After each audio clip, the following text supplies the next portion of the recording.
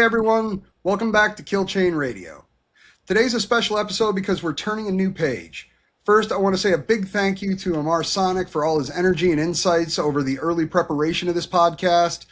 Amar had to step back for personal reasons, and we wish him nothing but the best. We're really extremely excited to officially welcome my new co-host, Brian Hotchkins. Brian is basically my little apprentice. He's my nephew, but he's also one of the smartest up-and-coming cybersecurity professionals I've ever seen.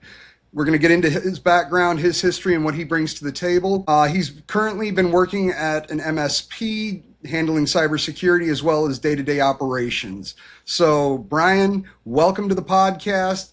Tell everybody a little bit about yourself and what you've been up to lately and what made you want to jump in here as my co-host.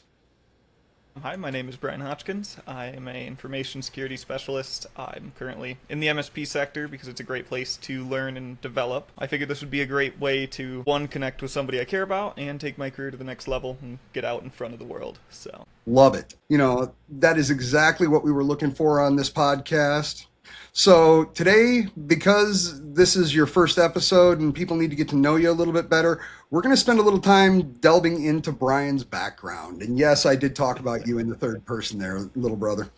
So yeah, Brian is my nephew, and we started getting together and working on tech when you were, what, about 14, 13, somewhere in there? I think I rambled your head off about like hard drive specs on gaming laptops. And you're like, I don't know what the hell you're talking about. So, and then from there, I've always had a pretty big interest in the industry, even from a young age. I figured if you can't be the best, at least start early. So, and I was very lucky to have a good mentor, among others. Really? Who was he? Yeah, it wasn't you. I wouldn't expect it to be. I mean, Yeah. I remember you coming in around back when you were younger, man, and to see what you've come in. I remember what you were like when you were younger, and to see what you are today, you know, I got nothing but amazing pride for how you've turned out so far. But the fact that you've turned out as good as you have, I think, is a testament to your ability to not be, how shall we say, persuaded by the dark side. I mean, I put you into some really crazy situations, and we're going to be careful which stories we share with people. But, you know, let's talk about the first time I took you to DEF CON and Oh, yeah. the preparation of getting you permission to go. How old were you? I was 16, if I remember correctly. So it was about a 2-hour phone call with my mom trying to convince her you weren't crazy, and I don't know how you pulled it off. I don't either, because I think I am crazy. I remember I flew in and I got to, I think it was the Bellagio, whatever hotel we're staying at, and I was like, okay, now I need to go get my tickets, right? And you're like, go to Caesar's Palace. And like I ended up on a party bus. I met a really good friend that day, like friend for life, by doing card tricks in line at LineCon that year. So I will say I think one of the greatest things that you can do in life in general is just be personable enough to make new friends. I've met so many people that have taught me so much and helped throughout my life, and you got to be willing to put yourself out there, I agree, even man. if it's uncomfortable. I 100% agree. You know, my wife tells me all the time, she's like, you can just strike up a conversation with anybody. And some people look at that as a deterrent. I actually look at it as one of my greatest, you know, superpowers is, you know, I can do that. And I love the fact that you can as well. You know, Yeah. you were I saying? think there's a lot of people that think they're smarter than other folk, and to have that kind of hubris is a bit silly because if you can't manage to learn something from somebody, even if they're maybe not in the same line of work as you or they're a developer, you know, God forbid, then I think that says more about you than it does about them. I agree. And the one thing now that you've been because you've been in the industry now for what, about 3, 4 years, give or take? About 5 years, About so five. pretty much since I turned 19, and I'm not that old now, so But you've seen how networking and the connections, especially in cyber, these are critical. You know, and I love the fact that you're getting in as young as you are. I've talked to a lot of, you know, other members of the CCN, you know, and we all have brought up the fact that, you know, we wish we could have started at your age, but, you know, unfortunately, when we were your age, computers didn't exist. So I think that's It one of was a the much more centralized world back then, I feel like, and it's something I wasn't personally there for. But something I think it's important to remind a lot of the younger listeners is just because the things exist on Wikipedia doesn't mean they were widespread. and I was going to say, I think that's one of the things that's going to make Kill Chain Radio a lot different, is because most of the podcasts that are out there, they're the people that are hosting it, they're all relatively close in age, and we have a really, I mean, we've got over 20-year age difference between us.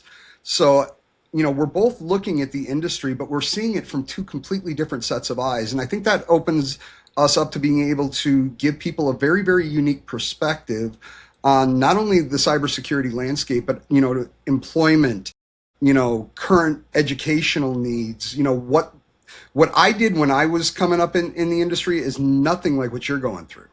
And I think that having the ability for us to be able to share that kind of stuff is going to be really entertaining as well as educational for people.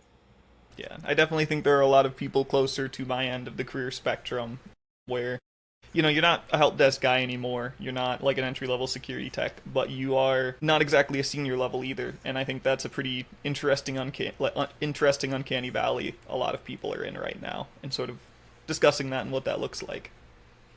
I get the feeling that that was an age joke aimed at me and people my age, man.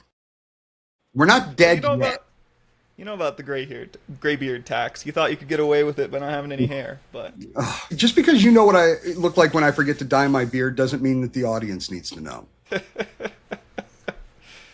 So we are going to be putting out episodes probably on a much more consistent basis moving forward.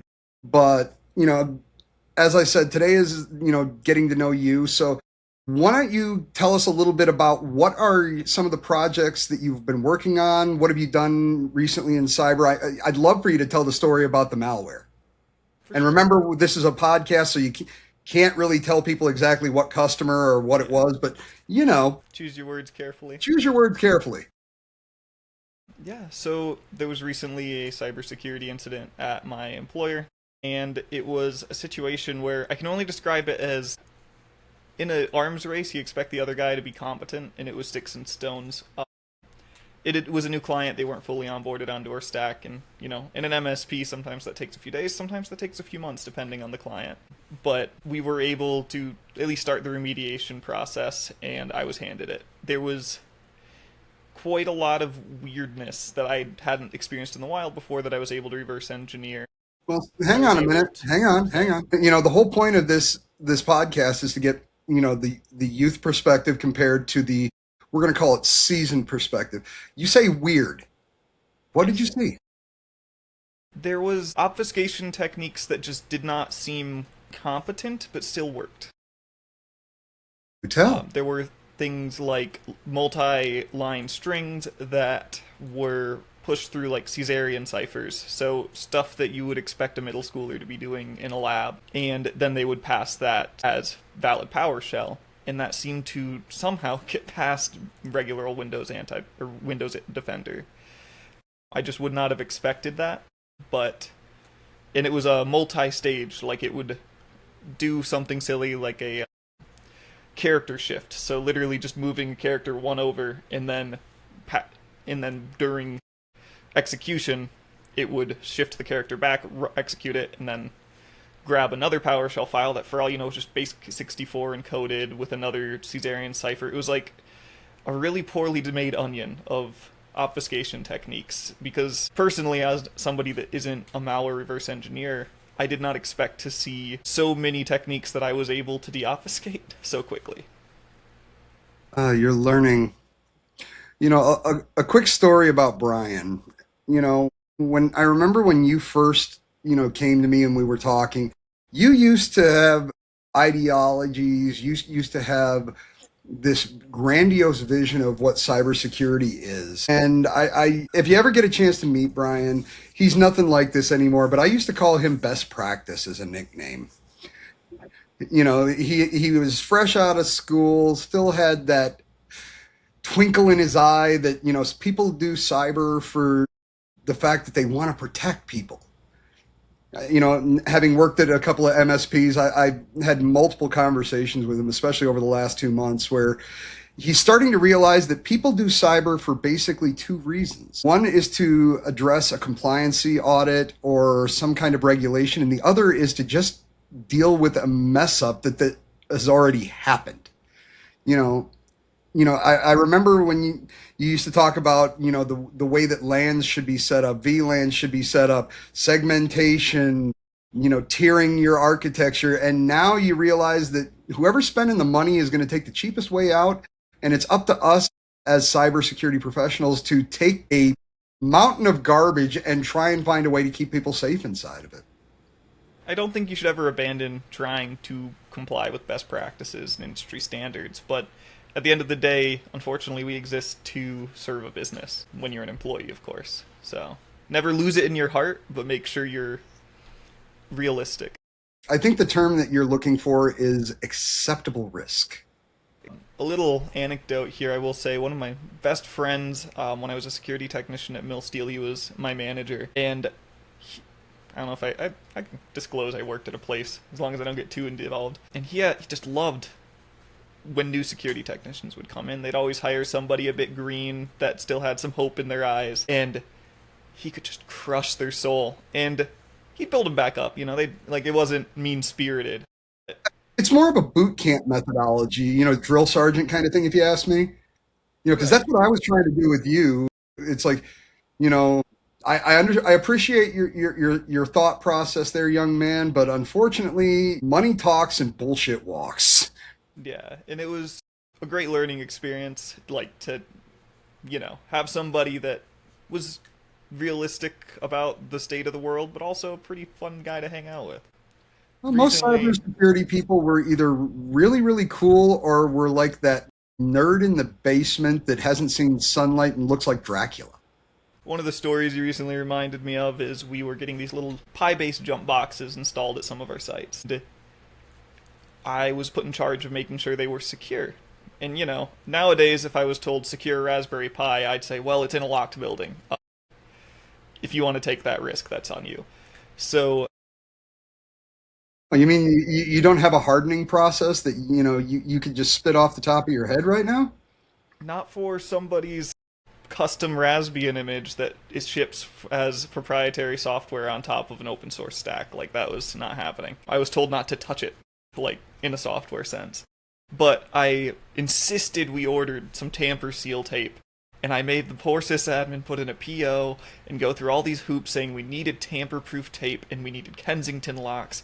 And then it turned out the cases I got didn't support Kensington locks, so I epoxied the Kensington locks on. I put the tamper-proof tape over the SD card so we could know if anybody tampered with our SD cards in our locked plants. And here's reminding me of that when I was complaining about a new person at a new opportunity, talking about best practices. And I was like, man, I don't want to lose everything, but I'm glad I kind of lost that. That was a bit silly.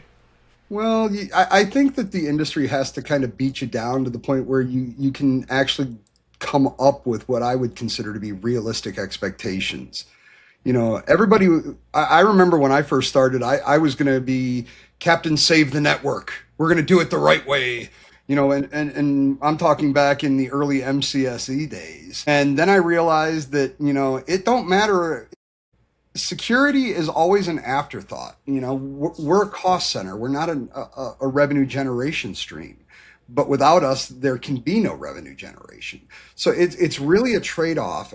And I think as somebody that's been around for a long time, I've just learned how to pick my battles a little bit better. But I still see the same things that you're talking about. And I'm just running that over in my head. To secure a Pi, the ultimate option was 2-part epoxy and basically some aluminum foil tape. And at that point, it was mostly theft prevention more than anything. But I was going to say, that's not cybersecurity, dude. That's asset management. And if somebody's going to steal something, why would you want to take the $14 Raspberry Pi when I'm sure there was much more expensive equipment that could have been, grown legs and walked out? I don't think you were running away with a giant steel coil in the back of a Impala, but they could try. Well, I mean, you do live in Grand Rapids, so I mean, anything's possible. I've heard of stuff disappearing up there, from people to buildings. Yeah, it was a unique one. when I guess I would love your perspective, other than network isolation. What can you really do when you're dealing with vendor provided software and vendor provided hardware that you know is insecure? At that point, I would say stick it into an isolated VLAN and possibly spin up like an Nginx, reverse proxy that, you can only get in one way. I mean, you'd have to go software layer and deal with it through network topography at that point.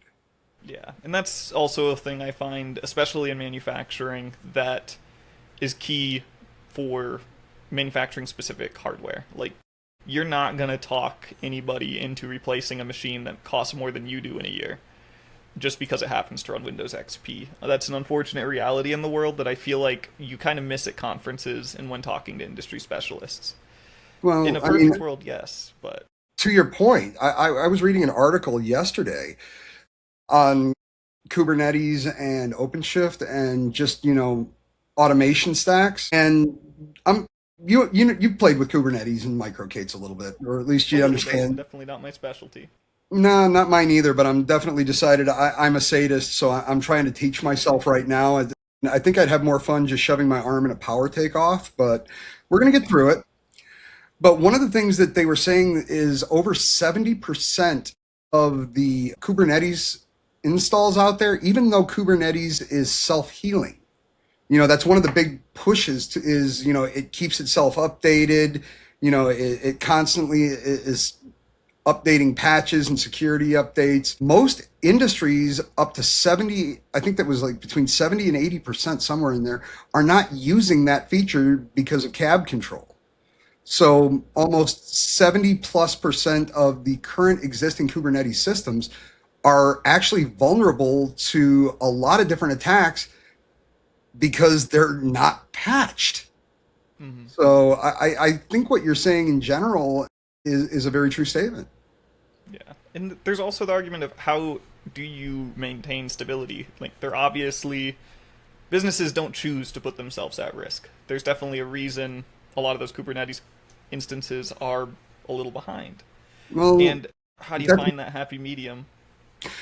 that's it's not even just with Kubernetes. Looking at just general patch maintenance, and we can throw Microsoft out there as the debate point.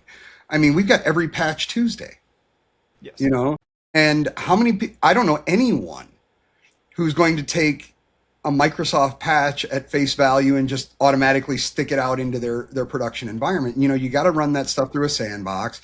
It's kind of like the new versions of Windows. When they get released, nobody wants the first edition. You wait until Service Right. Pack 1. And Go ahead. there's our, I guess you could say, bias and fear of trusting Windows, but to anybody that's worked in the MSP sector, in 2020, you remember the VPN apocalypse when they broke the built-in VPN service, and it was a nightmare. Like, to this day, that's the reason a lot of people do not use the built-in Windows VPN client. They basically handed Cisco a VPN client market on a silver platter. They So also it let is not they unheard also of. was it Azure or excuse me, Entra? I remember they also not too long ago allowed one of their root level certificates to expire, if I'm not mistaken. Yeah. I do believe so. That speaks to a larger, like, I think it's interesting that from a cybersecurity perspective, we're putting so many eggs in two baskets, really, which are AWS and Azure. And while obviously, centralized resources, hopefully you'd have better resources if they have such industry titans behind them. But we've seen them make pretty big mistakes recently. I'm not saying your sysadmin's going to do better or your security team's going to do better, but it is there is an argument against centralization. Oh yeah, I mean I'm let's extrapolate out on that. Are you familiar with the concept of self-sovereign identity? I am not. Isn't that something that some little European country tried?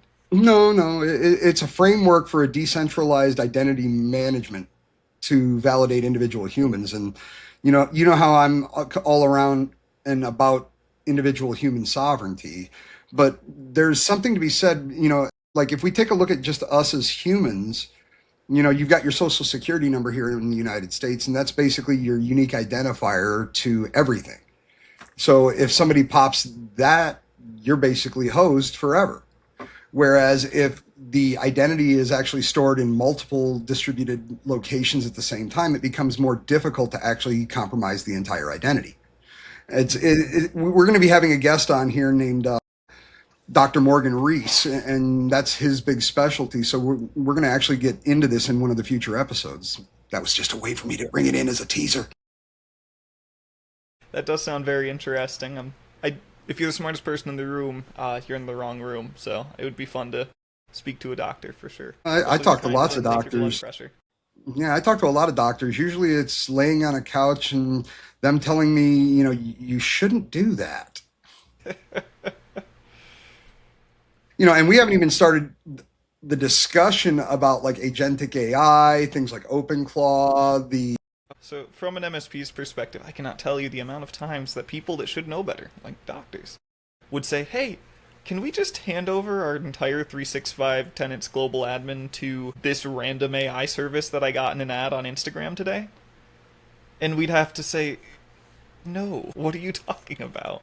Well, see, but you can't just tell no. You have to try and explain to them in very soft words, this is a bad idea, but I'm going to make you think that you're smart for bringing it to my attention, but I'm going to let you know why you shouldn't do that. And that's a skill all in and of itself, let me tell you.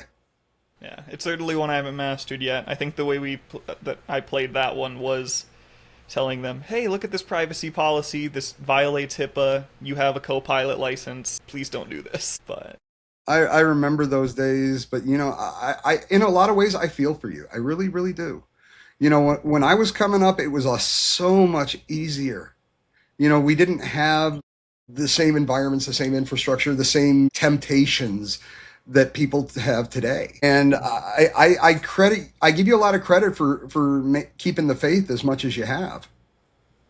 I have always loved this industry. I mean, short of this, I'd probably move into being an electrician or a PLC programmer. And let's be honest, you'd be a plumber somewhere. Not that there's anything wrong with plumbers. It's one of the few jobs I can think of that AI can't replace. We love plumbers here, but I will say I don't know why it takes the same amount of education to be an electrician as a plumber when plumbers need to learn shit goes downhill. It's the angle that it goes downhill, Brian. Come on, there's education there. But no, things have changed.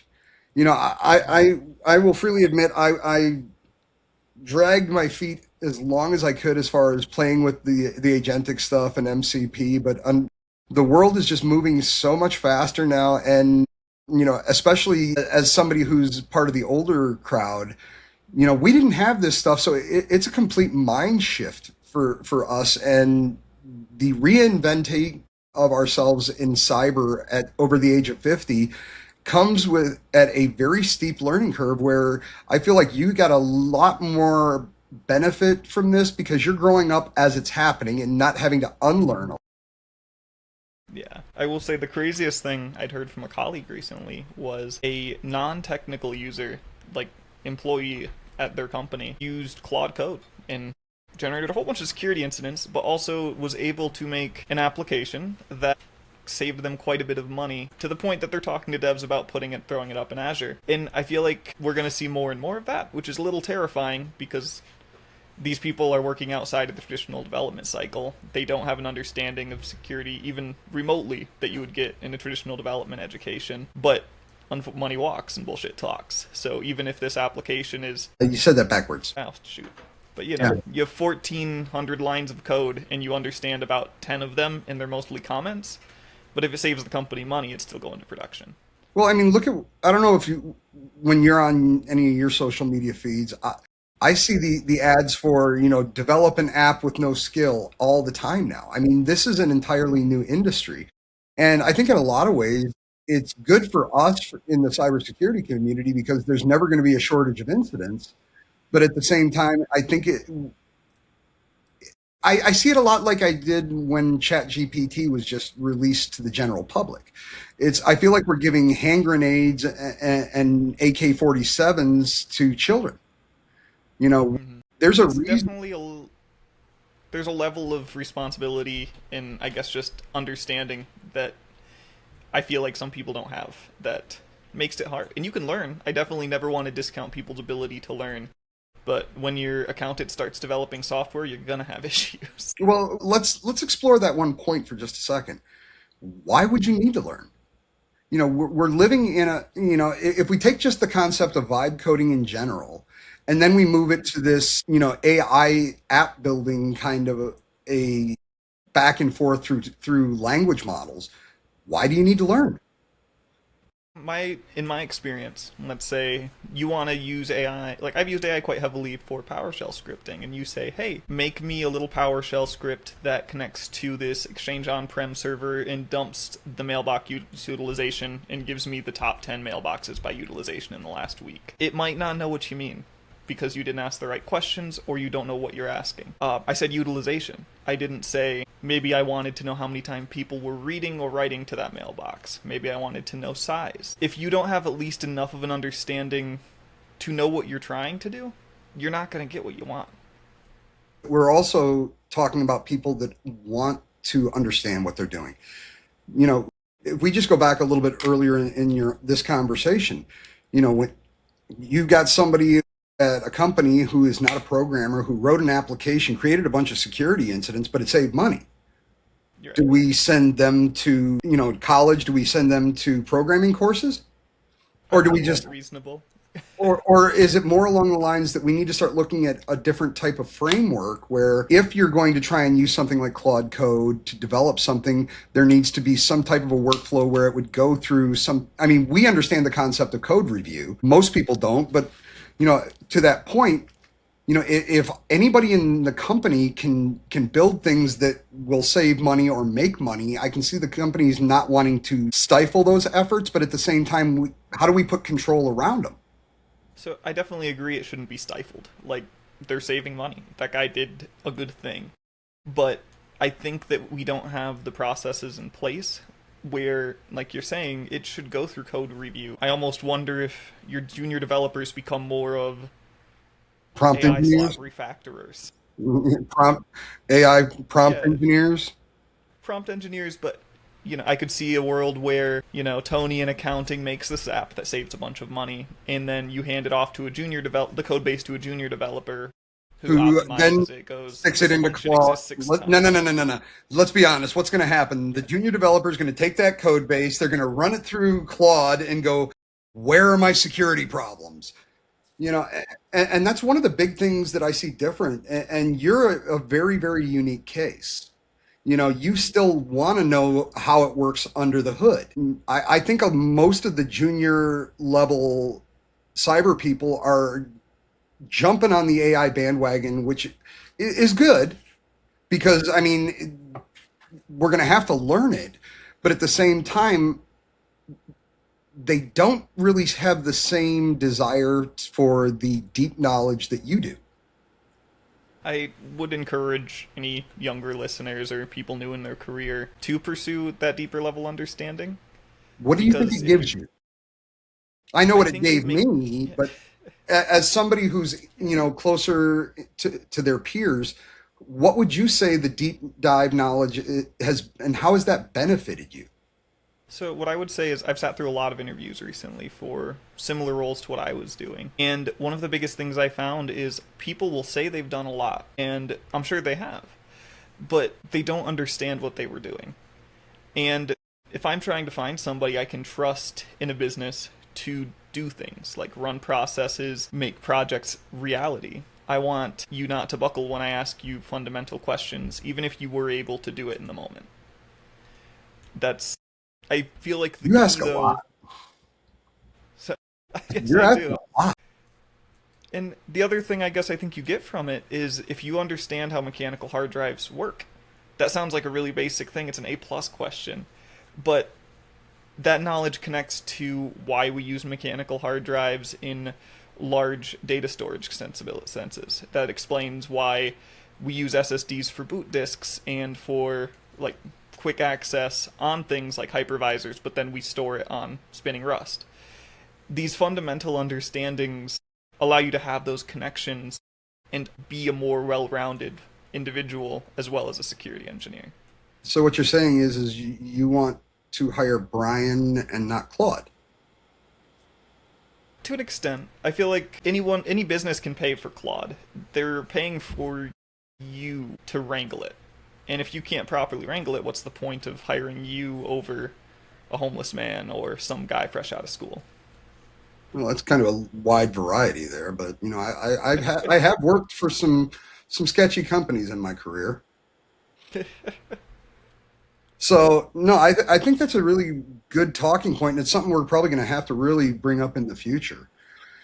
So we've got about 15 minutes left, and one of the segments that I wanted to throw out there is we're going to call it age and wisdom over youth and Exuberance. exuberance. So this is where I'm going to ask you a question in terms of how your generation and the younger cyber people are seeing things, and then you can do the same for me. You know, how do you personally feel about the idea of integrating local agentic AIs and MCPs into your daily life? Because I was reading an article on Futurist about 3 or 4 days ago where they were saying that most of the people under the age of 27 are either 100% on board with agentic AI and MCP and basically having a single point of interface that can actually perform actionable events and do things for you, or they are completely 100% against it, and it is like it's the Armageddon about to happen. I'm for it. The problem is, I don't think the technology is really there yet, at least from a cost perspective.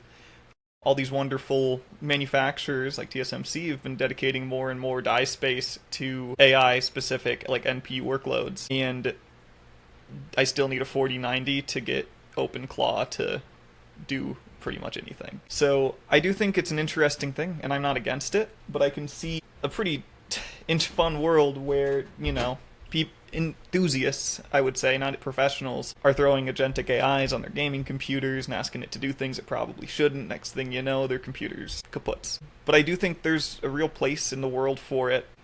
I'm just not sure what that looks like yet. Follow-up question to that is, as you've seen yourself, with trying to find, employment, more and more jobs are actually being removed and ported over to automations, AI, and things of that nature.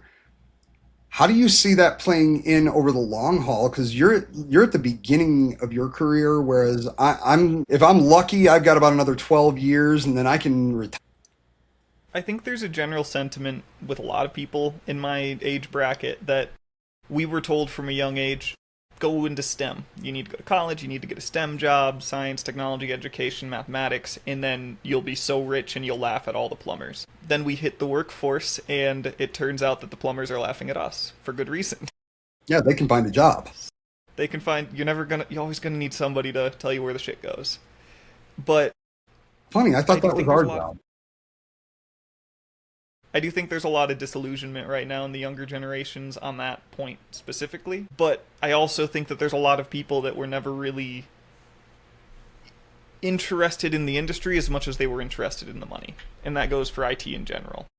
And then there's my generation, where we are either jumping on the bandwagon and not caring where the wagon is going, or we're so cautious about it. Like, my own private OpenClaw, I have that thing so locked down that anytime it touches a tool, it wants, authorization, and I question how much efficiency I'm actually getting out of the thing just because I have to sit and monitor every command and every return prompt that it gives me.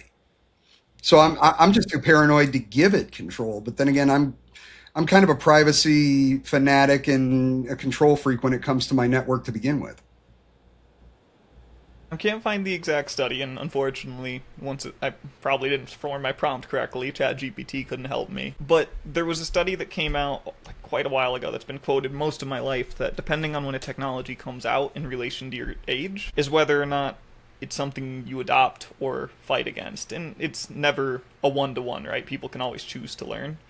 But AI is at a stage in my life where it's like, well, either this is going to be something I choose to adopt or fight against. But there's also the consideration that Generation Alpha and a little bit younger, they're not going to know a world without. Well, and that's a very So, good point. You know, you were born after the advent of the internet, so you've yes. never had you've never known a world without it. So I did grow up in a very rural area, in a very rural setting, but Okay, Grand I Rapids was is always, definitely not a third world country, but it's not far from it. hey, Saranac's pretty dang close. But yeah, I will say, I think compared to some of my peers, I was a little less exposed to it, but I did not know a world without the internet, even if it was dial up for most of my childhood. And I think that that changes a perspective because, you know, it's kind of sad when I think about me and all of the people, my peers, you know, we are the last generation that knew life without it. And in a lot of ways, you know, yeah, computers and technology, the internet, AI, call it whatever you want. I think it's enhanced life in general, but I think it's also extremely complicated it. Life, I when think that's a very nuanced take from you. it is, Yeah, because but it's still I had true. a canned response ready about to say I think in general people are a lot smarter. Like you can go on YouTube today and No, find I disagree. really. I think people are actually quite dumber than they were when I was growing up. I mean, case in point, let's just use navigation as an example. You know, I had to learn how to read a map. I had to be cognizant of where I was going when my parents were driving me places. I learned street names. I learned navigation. Your, Hmm. you know, your Oh, trust me, I generation. can't get very far without GPS. I was going to say, you guys. I remember the first time I ever was got to use a GPS, and it was like a world changing event for me because I will, you know, you've known me your whole life. I am geographically challenged. I will get lost in a parking lot. But I was on vacation down in Florida and I rented a car and it came with at the time it was a Tom Tom. So I yeah, remember Tom Tom's. yeah, I know. They're the scourge of yard sales and old men everywhere. We're not that old yet. But I remember getting one of these things and just putting an address in, and it was like, your turn's coming up in 2 miles. It's like, oh my God, I'm going to get there without having to stop and ask for directions. That is something you have never had to worry about. You have never been on a road trip somewhere and gone, I have no idea where we are. We got to pull into this gas station and get directions. That is something that just doesn't happen anymore. Yeah, and I think that begs the question of how we're defining intelligence. I do agree that there's common sense ain't so common anymore, but we also live in a day and age where I think more people than ever have access to niche information and valuable information. Well, can I throw Thousands something of in there for a point? for sure. You know, say, you know, you're questioning the definition of intelligence. What happens when the internet goes down? Like hypothetically speaking, there's a worldwide backbone outage. You know, we lose you know the level one DNS for all of the ISPs, and the internet just crashes. Hmm. Well, I think we have more people now that are trained and educated on how to assist in that situation, as well as people don't forget how to use like Fusion 360 or Okay, other fine. You're going to softwares make me be because that guy in a presentation. Okay. So let's say there's a solar flare and the flux capacitor. No, let's be honest. Let's say somebody turns loose an agentic AI on a ISP, and basically whatever the circumstance. When I think about intelligence, there's a difference between having a basic understanding of how to survive without technology and then being able to survive well with technology. I mean, gotcha. your cousin, we're not going to say which one, but the one I'm talking about, couldn't, didn't realize that when the light comes on their car that says That change that your means oil, something's wrong. you need to change your oil. Right. So that's a good point, but by that definition, a caveman's probably more intelligent than both of us because they've been doing it a lot longer. Well, in some ways, I think we're They were talking. happier. Well, they were definitely happier and probably had better use of their time. But I think all of the things we're talking about, I think, are really great topics, and I think this is stuff that we can actually explore over the course of this podcast.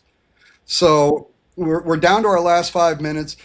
Go ahead and why don't you take the last five? Tell anybody anything that you want to tell them. What are some projects you're working on? Where are you going to be able to be seen next? And what do you hope to be able to present and show people over the course of what we're doing in this? Gotcha. I've been working on a white paper for a PostScript, sort of a love letter to PostScript attacks and attacks with air quotes around them. Recently, I wouldn't give too many details about that, considering I know you're planning on submitting that for talk somewhere. Gotcha. Somebody will steal that idea. Wait, keep an eye on his LinkedIn. He's, if and when the presentation comes out, we may have him give a little bit of a demonstration here on Killchain. But he's come up with some really, really amazing things, and I do think it's your in. I'm not going to say youth, but I'm going to say your experience in the industry that allows you to see certain things that people like me who've been in it for 30 some odd years go, yeah, I wouldn't even have thought of that. So it's really cool stuff. It's something that came out of my love for a deep, like low level understanding of something. Like, I'm definitely not the guy that's going to be writing C code on my Leap Emacs compiler on my Arch box, but I do like you sadist. About you have an Arch box? No, I'm not that crazy anymore. But the next thing you know, you're going to say you're going to spend the weekend and load up Gen 2. Hey, at least Gen 2 people are nicer. They are just true. Mean. But I do think it's important, even if you don't fully understand it, just to read about underlying protocols and technologies, even if they don't affect you that much, because you might find something cool that you can extrapolate on or find a talk from 2009 in Paris about. So that's something I'm working on. I'm hoping to speak at. I will be at a conference in Texas with the rest of Killchain Radio here in about 3 weeks. No? Why don't we just say what it is? So Brian and I will both be live at Cyber HackCon in Plano, Texas on the 27th of this month. Tickets are still available. You're going to actually be up on stage with me and the rest of the Cyber Circus, where we're going to be doing a live podcast from Cyber HackCon. We also are going to be doing some interviews with people on site. So if you're in the Dallas Plano area, you're going to have people like me, Justin Hutchins. I believe we've got Chris Glandon from Barcode. We're going to have Jason Papillon and Kevin Pentecost from the Cyber Distortion, Philip Wiley. This is like, when it comes to cyber, this is one of those star-studded lineups that you really don't want to miss. I'm excited to be there. Yeah, we're going to get you up on stage there, young man. And as for me, I will actually be doing the closing keynote for OzCon in Kansas coming up on the 18th. So you got me, Win Schwartau, Dr. Gregory Carpenter, Johnny Christmas, another really killer lineup, and just a bunch of really great cyber people. The talks are going to be amazing. So if you're going to be around, definitely come check that out. If you are in the Austin, Texas area, on the 22nd of this month, we are going to be doing the Austin screening of I Am Machine at Med to Market in South Austin. The information and the sign up for that we'll add in the description to today's episode. That's basically all I've got coming up in the near future, unless you've got anything else. I don't have too much right now. I'm about to go on a fun vacation, so next episode might be recorded from the Dominican Republic. Ooh. I don't speak Dominican. I think it's just Spanish, but with a fun accent. Well, if it's I did live in Puerto Rico, and I found out that Puerto Rican Spanish is not the same as like Mexican or Spain Spanish. So just take it from somebody, and yes, there's a story behind this. I won't say it here on the episode, but if you see me in person and you want to ask questions, ask me about the time I used some Mexican Spanish slang in Puerto Rico. Let's just say it did not end well for me. So my advice to you, young man, if you're going to use any Spanish that you know, find yourself a Dominican friend, test it on them first, and save yourself the embarrassment and the potential butt kicking that I got. See, you know my Dominican friend. I'm probably going to end up telling somebody's grandma I want to eat their ass. Yeah, we may let that slide past. I'm not sure. But on that note, Thank you, Brian. I'm really looking forward to doing this with you. I think that, you are one of, as I said, the smartest up and coming cyber guys I've met. And you are an old soul. You're an old cyber soul. You may be a young man, but you think like somebody who was brought up with the technology like I was. That's And what I happens when you send a 16-year-old to DEF CON and leave him unattended. I didn't leave you unattended. You make it sound like you got to Vegas and I just went, go do your own thing. I knew where you were every night. Yeah. Let's In go with Vegas. that. Let's go with that. So, on that note, any last words for this episode, little brother? I appreciate your time and thank you to everybody listening. And I hope I have big shoes to fill stepping in here for Sonic, and I hope I can fill them. I think you're going to do great, man. And as far as I'm concerned, you coming on board is going to give a whole different feel to the podcast, and I'm really excited for the conversations we're going to have and the guests that we're going to bring in. So that being said, thank you all for listening. Stay tuned for the next episode, and we will talk to you soon, possibly from Plano, Texas. Until then, peace.